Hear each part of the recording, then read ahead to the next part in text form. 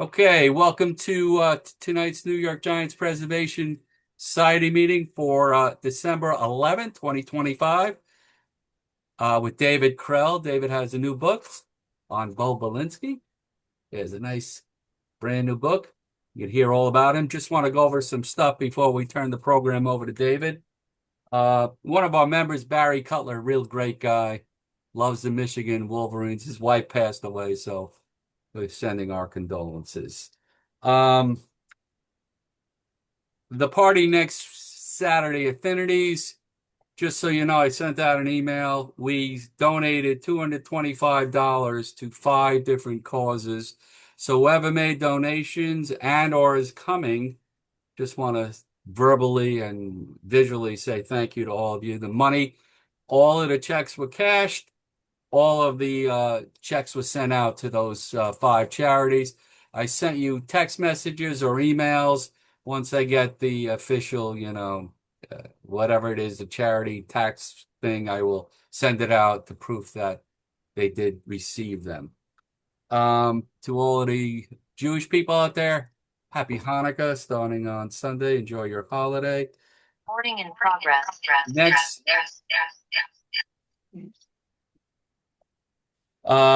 next Wednesday, we have Mark Mancini. That'll be on a Wednesday. Mark wrote a article on Willie Mays, how he was the catalyst for the Charlie Brown Christmas famous episode. I think that'll be a fun thing for the holidays. Oh, wow. And lastly, for those who care, and many of you do, we all know Jeff Kent was elected to the Hall of Fame. I hope to see some of you up there. And following year, 2027, will be the Killer Bees as Buster Posey, Dusty Baker, and Bruce Bochy. All, in my eyes, are going to get in. So it'll be nice here for the Giants. Hopefully it'll turn into a nice year on the field that we will wait to see. But without any further ado, love to introduce David Krell. Dave is a prolific writer. I think this is about the 5th time he's been here on our program. And we welcome you back, Dave. The floor is yours. Gary, thank you very much. I am always pleased and privileged to be with this group because it furthers baseball history with passion and curiosity. I've seen some of you at the symposium in Cooperstown and Sabre conferences, and I hope to do so in 2026. I'm going to talk about 3 things. Bill Rigney is the Giants' connection to Bo Belinsky. So I will talk about him. I'll talk about Bo Belinsky in the early 60s when Mr. Rigney managed him with the Angels. And then I'll talk about the remainder of Mr. Belinsky's career. So there are people in this room who can speak about Mr. Rigney better than I can. You probably saw him manage. You probably know more about him. And that's the same way that I started my Alvin Dark presentation. So if whatever I'm going to say you already know, just please indulge me until we get to the stuff that perhaps you don't know. Bill Rigney started his career, playing career in 1938 with Oakland and Spokane. He bounced around the minors for a few years, started playing with the Giants in 1946 after the war. And he was basically an everyday player. I think we're safe in saying that according to Baseball Reference. Maybe he didn't play 154 games, but more than 110 at least. 1950, things change. He becomes a part-time player, 50 through 53. He's with the Giants. And that's important because 1951, as Gary knows, that is the rookie year of his favorite player, Willie Mays. It's a year that the Giants went to the World Series. He goes to Minneapolis, where he's basically a player manager in 54 and 55. In 55, the Minneapolis Millers, I believe, win the American Association pennant. So he has some credibility, maybe not a superstar, but a guy that you can rely on. His batting average, according to Baseball Reference, is 259 for his career. So he comes to manage the Angels after managing the Giants. Now, the Angels, you'll recall, were owned by Gene Autry. And this is because, according to the lore and what we know is documented, who knows what went on behind closed doors, but what we seem to know is Mr. Autry, the great entertainer, also owned a radio station.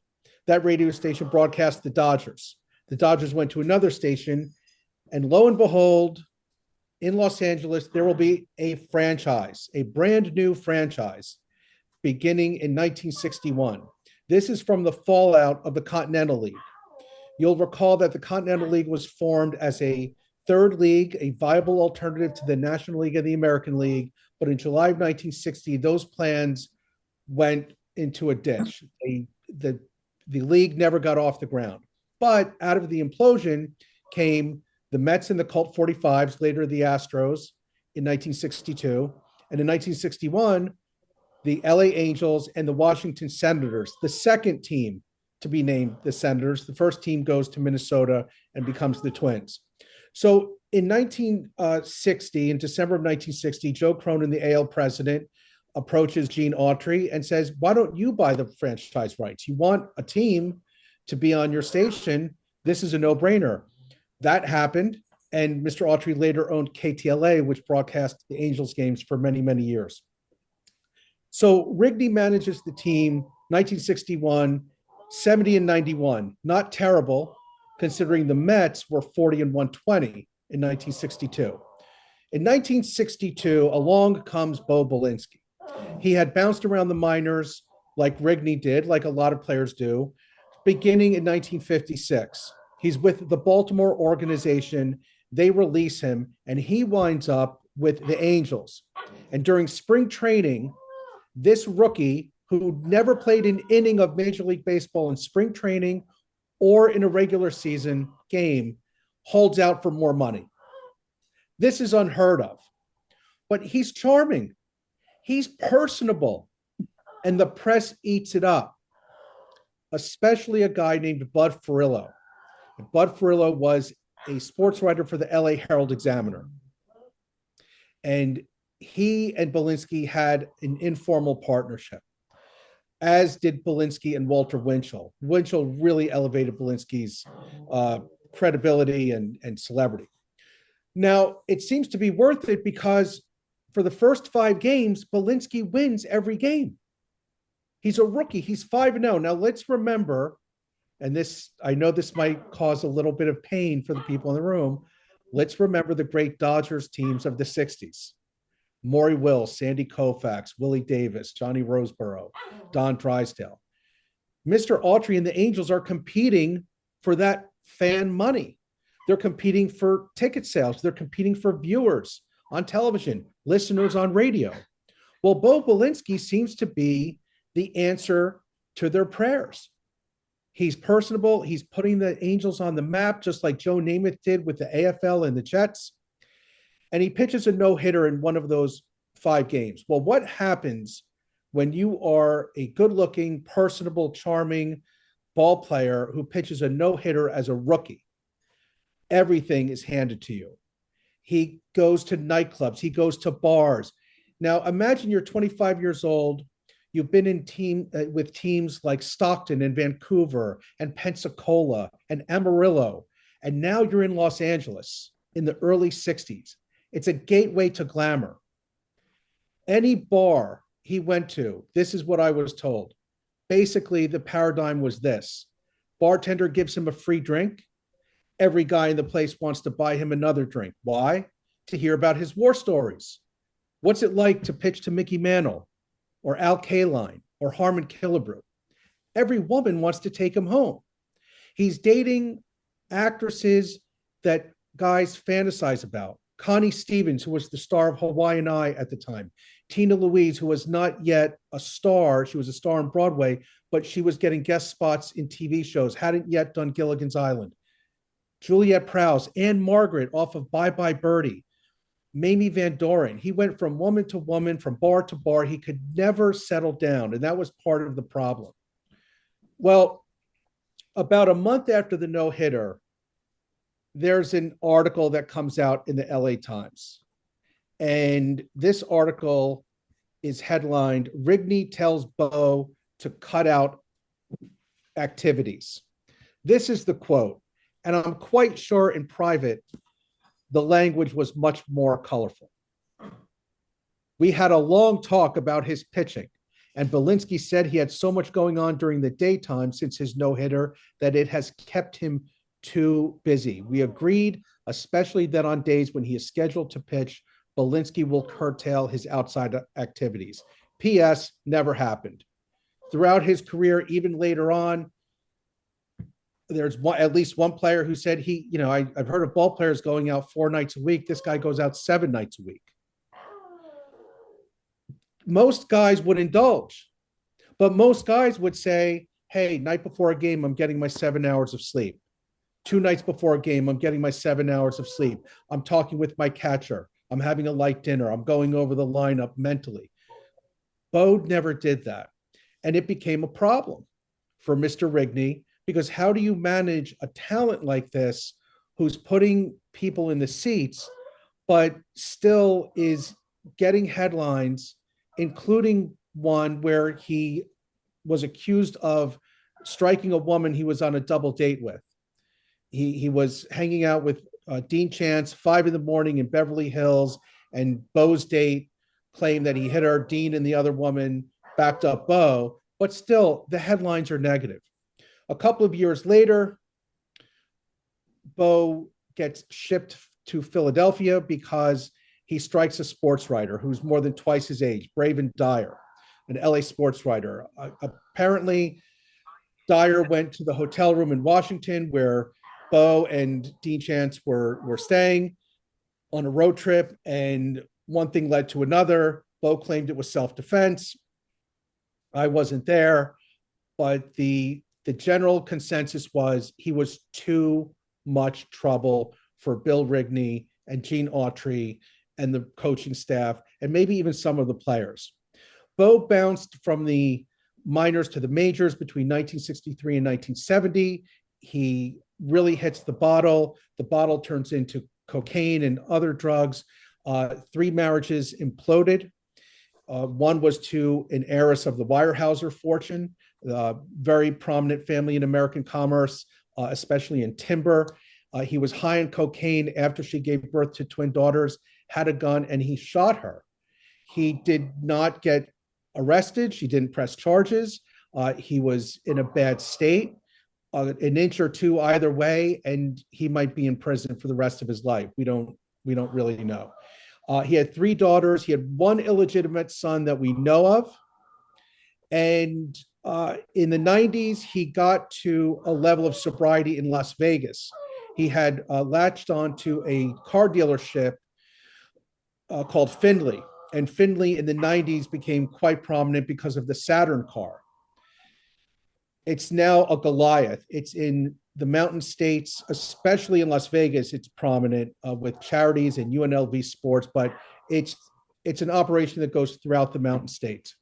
Bo was under the employment of Rich Abajian, who ran Findlay, and Rich was a former athlete at the University of Nevada, Reno, a football player. So he knew how to talk to athletes.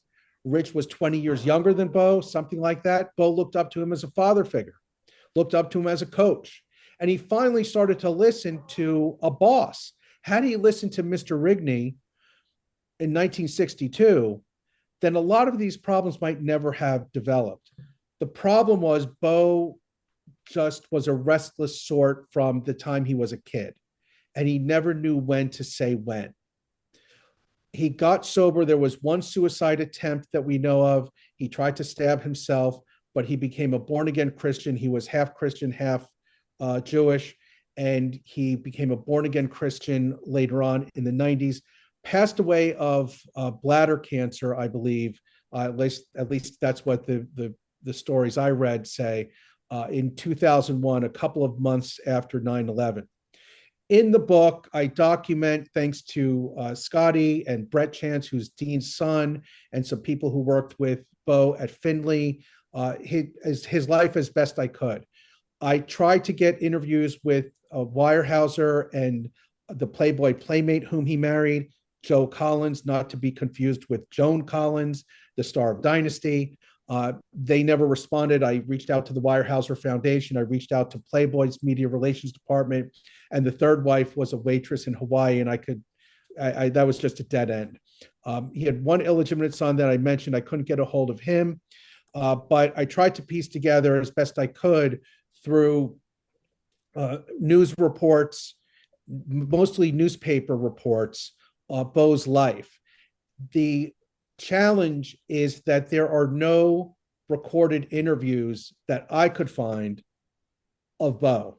Not one, nothing on YouTube, certainly. There was one biography by Maury Allen in the 1970s.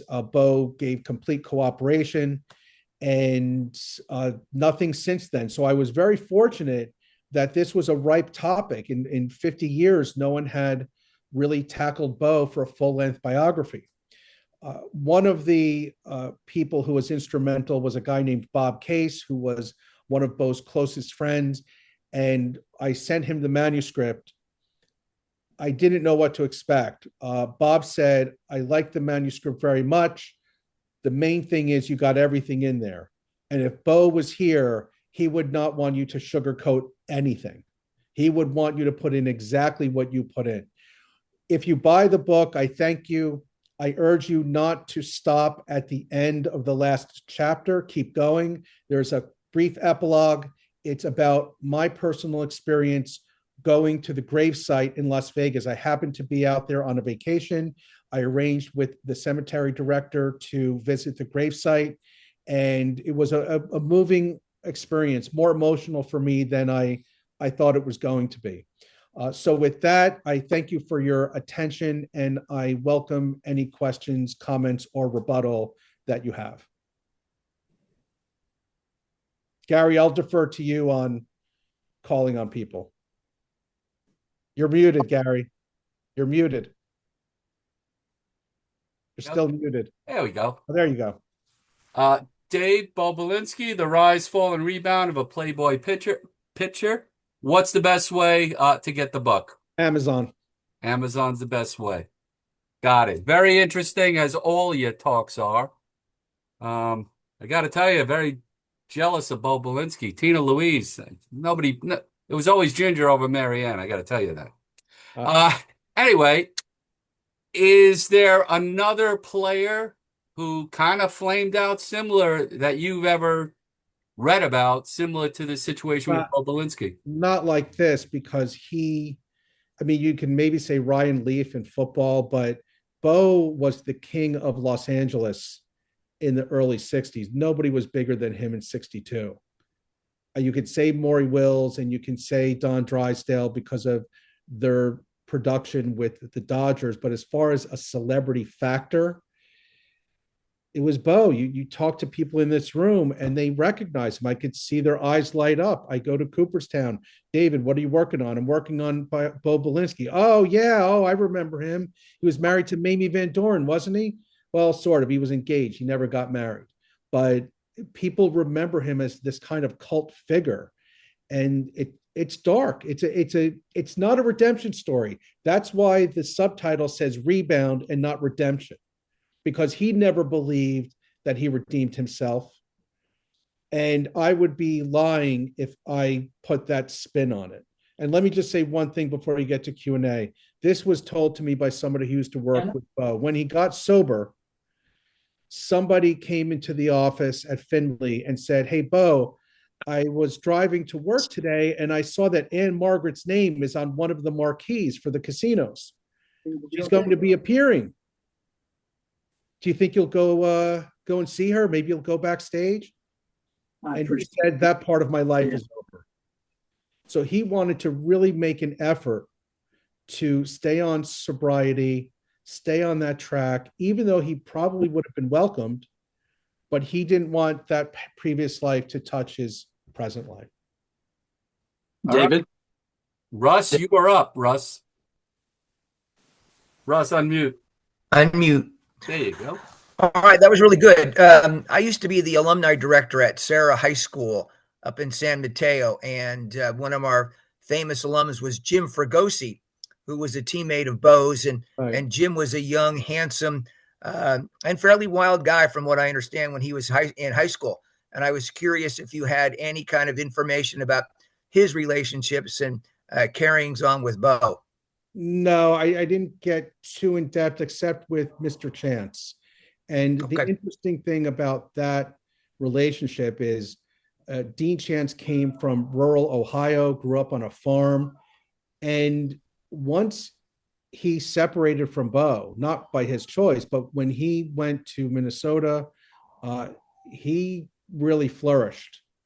When he got out of the nightlife of LA, it's a lot of fun for a farm boy, but once he settled down, he really became a formidable pitcher.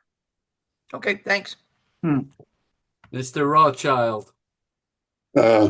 Always a pleasure, David. Thanks to Gary. I've had David on Zoom call several times. Another great Yes. story, another baseball character.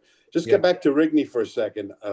Might be off by on a number, but I don't think so. 1947, when the Giants had 221 home runs, even Rigney had 18.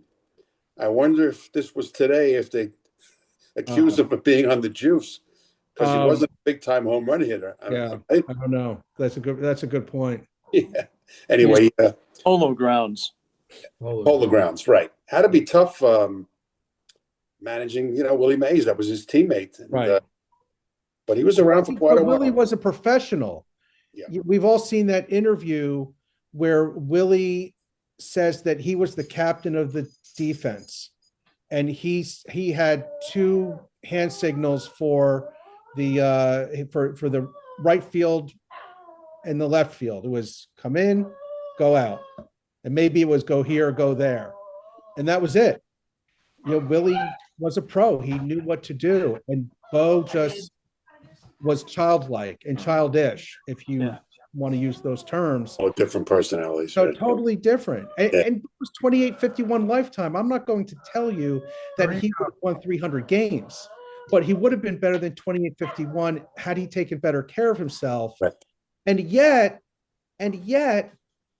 at memorabilia shows in the 90s, remember that's when memorabilia exploded. Well, he's on a panel at a table with Steve Carlton. A kid comes up to him and says, "My dad wanted your autograph." Steve Carlton. How many players in the game, how many pitchers are better than Steve Carlton? He's one of the elite pitchers of all time. So obviously he extends his hand for the ball.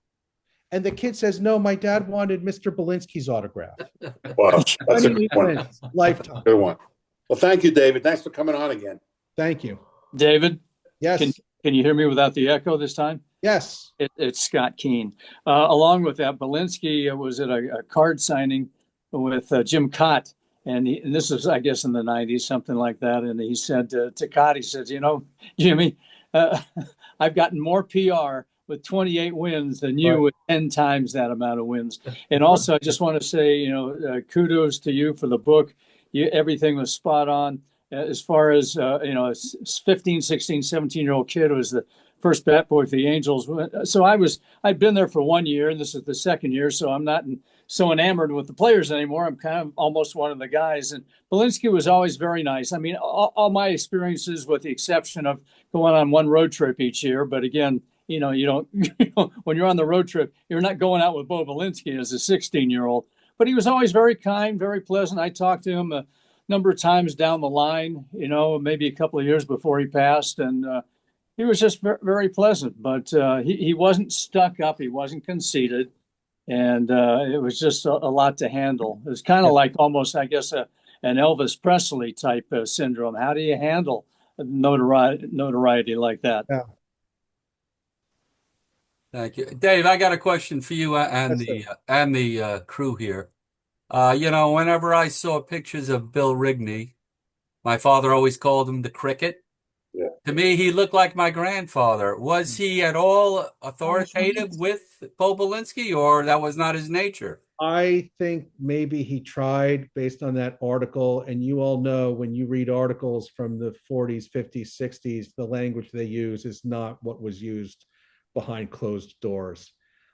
They tried, but how do you tame somebody who's getting the headlines and helping the owner make money just by being? Just the name alone. Right. And when Bo pitched for Hawaii in the PCL, same thing. Ticket sales went up, but he had calmed down a little bit by then. When he went to Hawaii, when he went to Philadelphia, there was nothing I could find in the Philly papers about nightlife, about bad behavior. He had some disputes with the manager about playing time, but what player doesn't? Right. So there's that to consider. And I think had Bo played in Cleveland or Minneapolis or Detroit, even Chicago, he might not have run into the problems. Does anybody here who saw Rigney coach or manage the New York or San Francisco Giants? Ed, you're shaking your head. Was he authoritative? I did also. But I don't remember whether he was authoritative or not. Okay. He was just our manager. Yeah. And they weren't great with him. I'm sorry? He took over. I'm sorry to interrupt. He took over for DeRocha, and everything went down. 55. Yeah, everybody loved Leo. 58. They were okay. I mean, they finished third place. 58. Then when did they got rid of him in 59? 60. When? I don't think Willie Mays. 60. I don't think Mays and Rigney got along famously. Well, they made it work because Mays was like David said, Mays was not Bo Belinsky. A little bit different, Right. Yeah. Albie Yes. Pearson. I can tell you in 76, when he managed the Giants, he was not an authoritarian manager. They considered him like a gentle manager. Like I said, to me, he always looked like my grandfather, and my grandfather never spoke. So, Well, in 61, I think he's like 42, 43, maybe 44 years old, but he looked 60. I mean, not that he looked bad. He just looked a lot older. And with glasses, I think one of his nicknames was the professor. But Albie Pearson, who was our 5'5" and 3/8 center fielder, and he used to emphasize the 3/8. And Albie had a career with the Angels. He was the starting center fielder in 63. Not Mantle, not some of these other guys, but Rig was used to Willie Mays, not 5'5" and 3/8. Albie Pearson, as good as he was. Albie was probably pound for pound one of the strongest guys in the major leagues. But again, 5'5", 3/8, and I don't know, 150, 60 pounds, something like that. But I don't remember Rig as being really authoritative. He was just very spirited, and he kind of, clap his hands and go, "You want him?" Like a pinch hitter. He just point, "You want this guy?" That type of stuff. So he was aggressive, not in an obnoxious way. And I think he was kind of jealous of the girls that Bo was dating. And the thing about Dean Chance was I asked Rick Reichart once, who was a big bonus baby in 64 with the Angels and played a number of years with them. And Rick Reichart was a college kid out of Wisconsin, and Dean was not that. And but Rick and Dean were always good friends. I asked Reichart a few years ago, what was the connection? And he said Dean was loyal. Yeah. And he really was. And Dean Chance, talk about a character, but and as far as with me, he even remembered the ball boy's name when I was there. And for the 2011 50-year anniversary of the Angels, he called me up and he said, "Scotty, guess who's going to catch me for the ceremonial first pitch?" Because he had an angel for every game of that season at home. And I mentioned a couple names, and he goes, "Nope, Scotty Keene." So he let me catch him all these years later, the ceremonial first pitch. So nice. I adored the guy. He was a character, but he was a good character. And I did say one time when he was out here for that pitch, and we were all together along with Rick Reichart, a couple other people in the hotel room beforehand. And I said, I don't know how you and Bo ever found the time to actually get to the ballpark. All the extracurriculars, They broke curfew more than a few times, and that became a big issue. Mamie was out with them one night, and it's just a thing that happened. You have to remember the context of the times, early 60s. You have a president in the White House who's full of youth and enthusiasm and energy and progress, and You have Sinatra with the Rat Pack. So there was a swagger in those years that you didn't have maybe again until the late 70s and the disco era. I like to look at things in context because nothing happens in a vacuum. When you talk about Bo's drug use, well, what was going on in the 70s? Bo was married to an extraordinarily wealthy woman. When you have boredom plus money, that's a bad combination.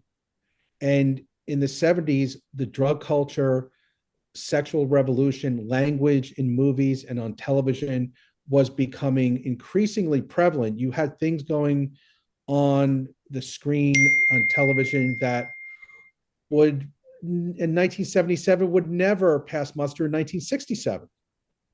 So there was a certain loosening of the mores and the standards, and he was part of that. All right, let's go to Ed Freer. Ed? Once again, thank you, David. I remember from my stories of the sporting news when Bo Belinsky, he was an original bonus baby. Like somebody mentioned bonus baby a while ago, but in the Juan Soto era, I believe it was for $100,000 as a bonus baby. Is that true? I don't recall it being that much, but I know he held out, and he was 10-11 in his first season. He was very iffy as a pitcher. It was very up and down. I don't know whether it was because of talent. I don't know whether it was because of the nightlife, and I think it was a little bit of both. Scotty would know better than I would, but based on my research, I just think he didn't take care of himself. And had he focused more on his craft, he would have been in the majors longer, or stayed a AAA pitcher. But when a major league quick set narrator updates window done, but was he a bonus workplace baby? window? I don't Zoom think video so. container. No, I don't think Alert so. from Janice's iPad. To everyone. Ed Krimpel got $108,000. Steve. Loading complete. Scan Steve, Zoom that's workplace yours, Steve. window. Zoom video container. Pane. Scan off. Yeah, Ed, I'm sorry.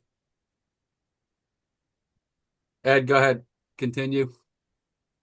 No, that's all I want to know. I just okay. remember bonus baby, Bo $100,000. Belinsky That's career. what I remember. Search and one more And page. maybe I'm wrong. Or That's a long time ago. Microsoft Edge window. Bo Belinsky career. Search. Microsoft Thank you. Edge. Work region. Bo Someone's Belinsky iPad career. is, Search. Steve, you Alert gotta Janice's shut that iPad. off. 2. Has left the meeting. Scan off. Zoom meeting window. Alert press ESC. Dave, I or apologize. I double-click to can't. Gary, exit you full can screen mute mode. somebody. You can mute it yourself as Space. the host. All right. Bill Clank, you're up. Yes, thank you, Gary, and thank you, David, for a very interesting story of a very interesting guy. He was born in New York City, but he grew up in New Jersey, actually in Trenton, as in Trenton makes the world takes. And he knocked around in the pool halls there. My question is, I looked at the ages. I know that Al Downing grew up likewise on the streets of Trenton. I wondered, aside from their major league careers, if during their youth, if you ran across any Alert connection Janice's between the iPad. two of them. Has joined the meeting. No, I didn't. I can tell you you're spot on. Bo was hanging out in pool halls as a teenager. Windows That's widgets the best window. place for your formative MSN. years. Web content. And Profile 2 region. Steve, you have to leave the MSN. meeting. Alert Janice's iPad. 2. Has left the meeting. I don't think he hears you, Gary. I'm sorry. Go ahead, Bill. I'm sorry. Anyway, I don't know. I don't have any connection on him and Al Downing, but it's sad when you're a street kid and you're hanging out in pool halls at the age of 14 and 15, 16, 17. But that education served him well. I was told later on, Bo could go to any bar with a pool table and hustle. He knew by the felt, he knew by whether the stick was warped. He could tell by the slope if there was a slight slant in the table. So he would be able to win just about any game. Thank you, David. Thank you, Bill. Tom Van Heinen, you are up. Well, thank you for the presentation. When I was 7 years old, I was living in Santurce, Puerto Rico, and I vaguely recall Bo Belinsky came to Puerto Rico to pitch for the Caracas Lions in the Inter-American World Series that was played at the old Sixto Escobar Stadium.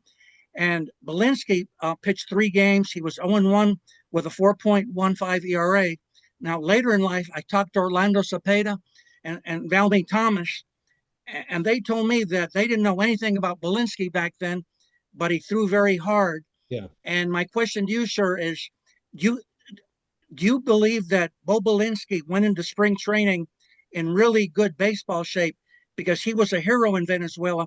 He won double-digit victories, was called by Caracas to travel to Puerto Rico, pitched against Cepeda, and Bob Gibson was on that Santurce team. So could you comment on how much the Venezuela helped Bo Belinsky at a younger age? He might have benefited from being in shape, but going out every night, that negates whatever stamina you build up, that negates whatever skills you develop.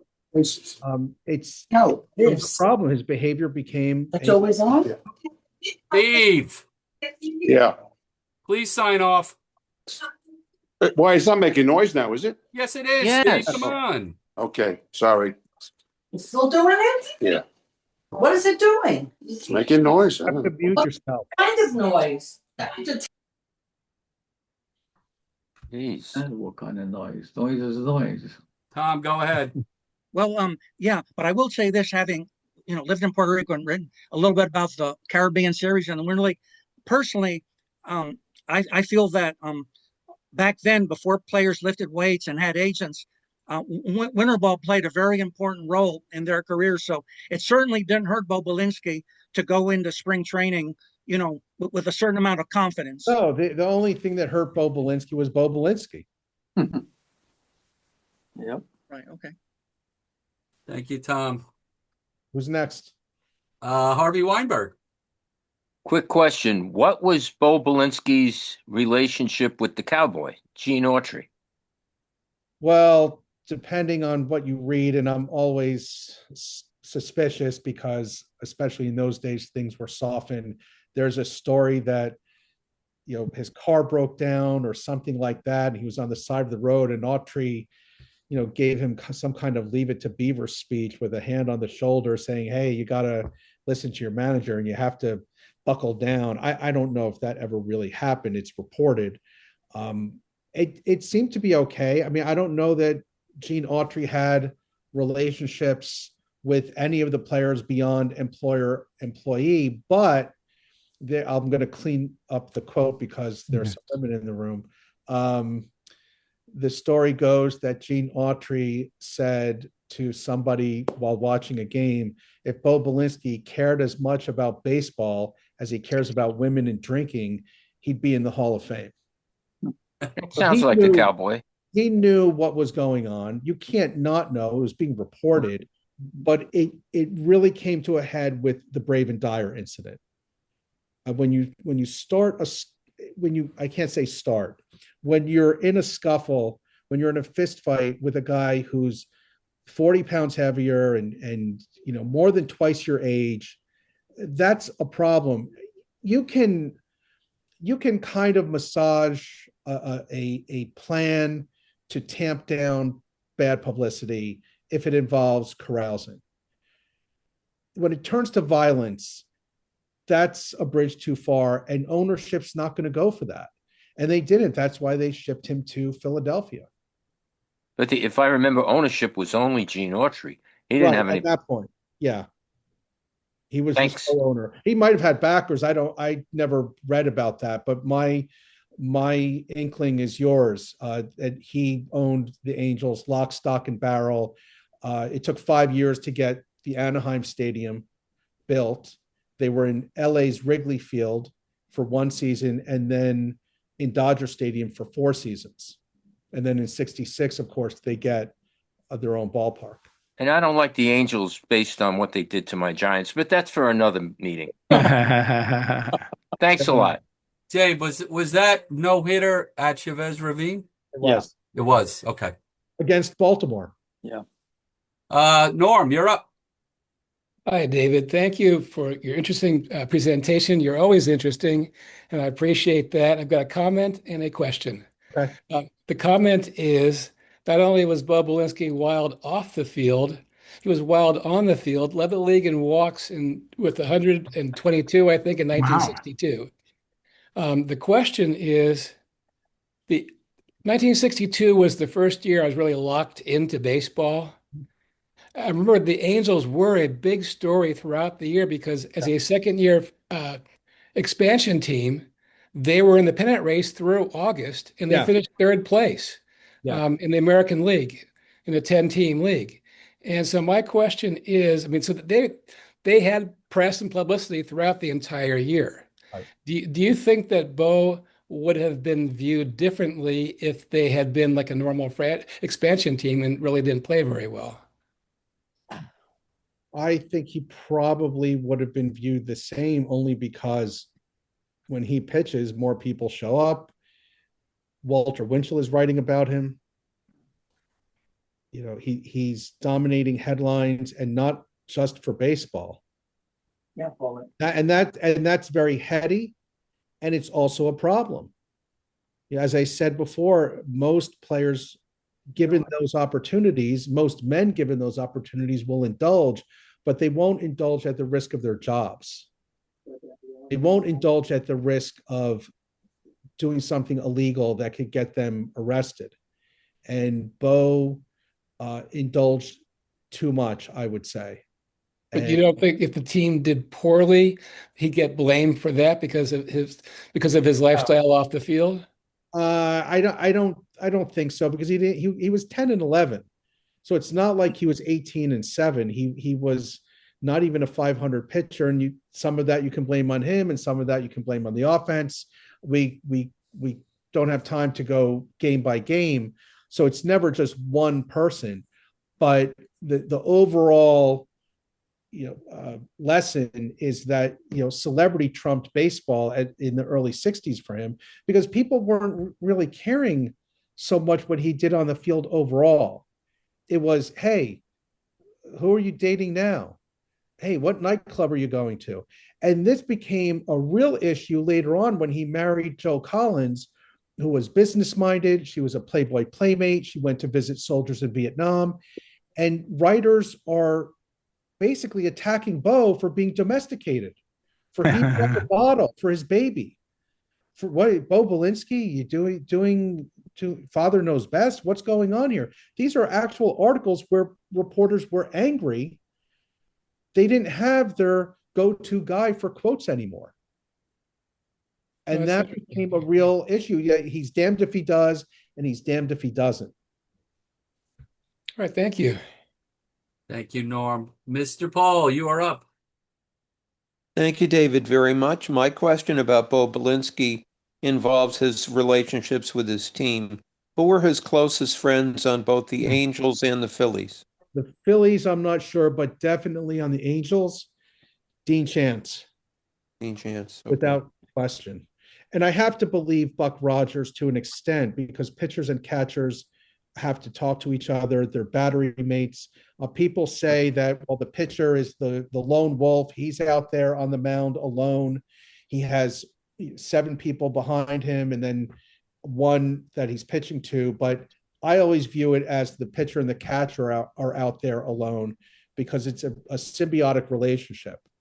And especially in the early 60s, I don't know when this practice ended, but maybe about the same time quarterbacks stopped calling their own plays.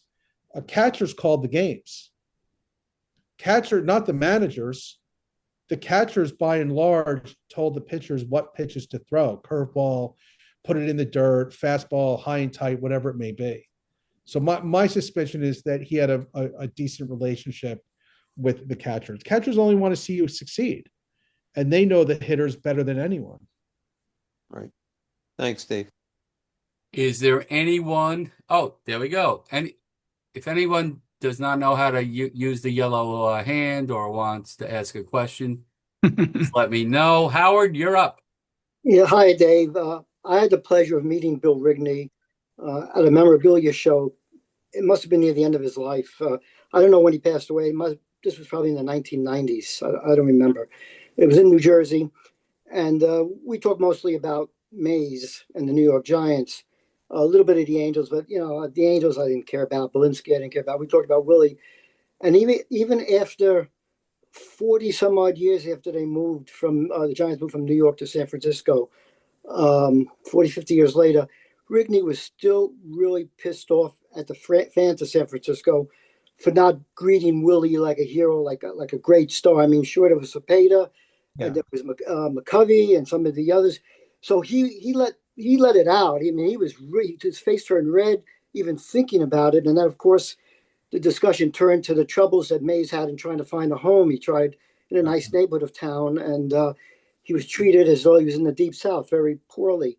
Yeah. But Rigney, he was getting pretty quite old at that time, and I thought he was going to just drop because he really, after all these years, still held a lot of antagonism towards those fans of San Francisco, who eventually, of course, much later in Willie's career and after his career, came around. But back in 58 and 59, Mays had a tough time, and Rigney took it personally. So I don't know if you have any comment on that or knowledge of it. Well, I only learned of that recently regarding Mr. Mays through things I read and through some of the people in this room. I had no idea that Willie and San Francisco did not have a friendly, maybe even a cordial relationship, because when I read about Willie Mays as a kid, I read about the Dodgers and the Giants moving to California and Willie Mays in a San Francisco uniform. All these books I read about him as a kid. There was a documentary done by, I think it was Bill Melendez, one of the producers of the Charlie Brown cartoon specials. There was just a shock to me when I learned about that friction, for lack of a better word, and that they treated Cepeda and McCovey better. Well, because Willie was a New Yorker, and that people do not like New York Right. or country. That didn't change until 9/11, and now they hate us again in New York. But When Willie came back in 72, in May of 72, he was a hero. He was on the. I mean, no one in this room, despite your love for Willie, can tell me that he was the Willie Mays of old. I mean, he was definitely deteriorating. It's very sad, and I know we talked about this in a previous meeting. To watch him in the World Series, where he couldn't run as fast, he couldn't go after the ball as fast as he once could, but he was met with eruptive cheers. Standing ovation home run on Mother's Day 1972. It was like the prodigal son coming home. Oh, it was great. I was away in college in upstate New York, so unfortunately I wasn't around. Even in those days, pre-cable TV and streaming, I couldn't even watch the game. But he was retired as a hero in New York. They had a night for him. Yeah. But also, I remember watching the World Series against Oakland, and when he was introduced, the Bay Area fans gave him a hell of a standing ovation. They cheered despite him falling down. They remembered, and maybe they felt a little bit ashamed about the way they acted in the 50s, but by the late 60s, 70s, he was beloved out in San Francisco. Well, when the Mets retired his number, they didn't even have the drape off the wooden. It was on the field. I live in New York. They didn't even have the drape off it before I called Gary. As soon as I saw 24, I called Gary. And he said, could you believe it? This is the greatest thing ever. Yeah. They kept showing in the stands. One fan, an older guy, was crying when they made the announcement. But I'm glad what he got to do at that time. Really, he was appreciated in both coasts and in all of baseball by the time that he retired and, of course, passed away later on. Right. Thank you, Howard. Anybody else have a comment about the presentation? Yeah, I do. Okay. Morris, go ahead, and then Dale.